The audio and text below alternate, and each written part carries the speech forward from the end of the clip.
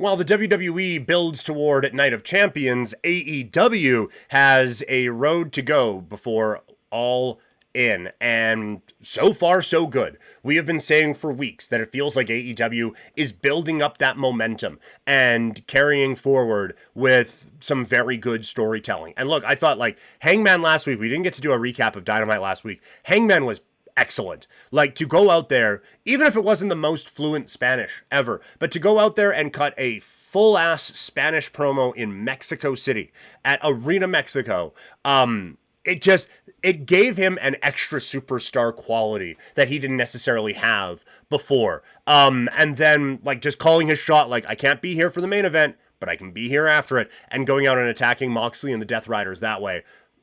Excellent. I thought that was great. MJF just lives for all of that kind of heat. And it was like watching him. It's like he does things that if you did them even a little bit sloppily or poorly, it would be written off as cheap heat. Yeah, just trying to cheap heat. Like he talks, and I have expressed I didn't love the Owen stuff with Jeff Jarrett, but he'll talk about your dead friends. He'll talk about past job experiences, past relationship experiences that didn't go for you. Like he gets all the low hanging fruit, but he does it in such a polished and refined way that it doesn't feel like it is cheap heat or low hanging fruit. And you saw that on Wednesday with him taking the mask from Mystico and wearing it. Like that is not a difficult thing to do if you're wanting to get heat in Mexico. Oh, take the mask off of their beloved figure and put it on. Okay, you're being an asshole. That seems easy, but it's just the way that he does it. It feels elevated, even when it is the most basic of things. And so I think it's going to be interesting to see now, because you don't just want, like, that was an excellent event. They had 10,000 people in there.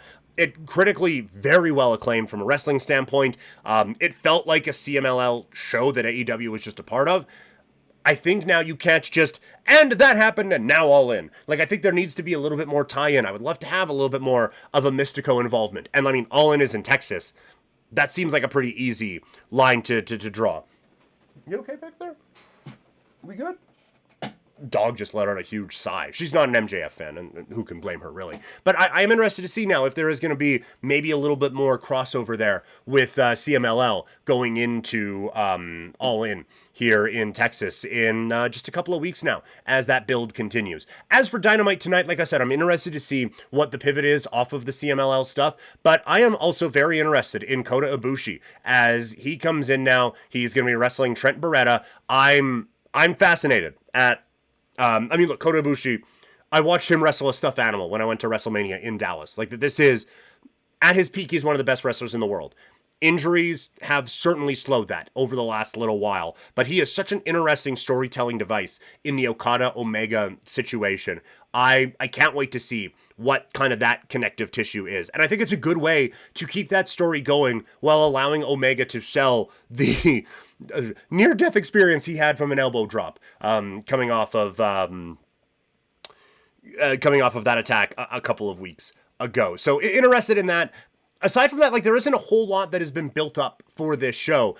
We have a couple of number one contenders for the Casino Gauntlet Battle Royals. Not number one contender, number one slot, just who gets that, which I think is an interesting wrinkle with the Casino Gauntlet. So I really like what they're kind of putting together with that. So some good work on the Casino Battle Royal. So again, Dynamite, it's probably going to be a really good show. The momentum is really building strong for All In, and we'll see if they can hold that strong.